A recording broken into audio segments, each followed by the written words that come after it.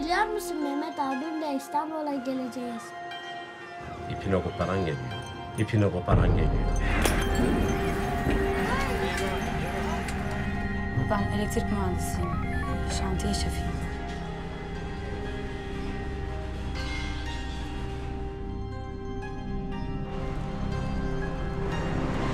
أبو أنا مشكل. إجابات قدم كانت مدنية ولا في المسجد. Bak öyle havalı.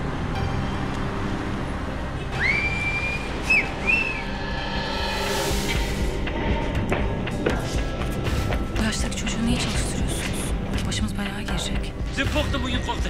Hadi sıra bekle.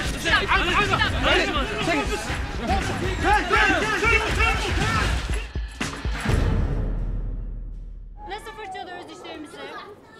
Aşağı yukarı, sağa sola. Ablacığım bana İstanbul'u anlatmışlar. İstanbul şu derket. İstanbul, İstanbul.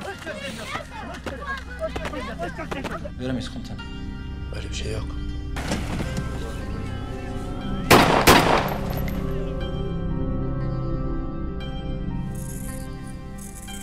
Madem alacaktın, niye verdin?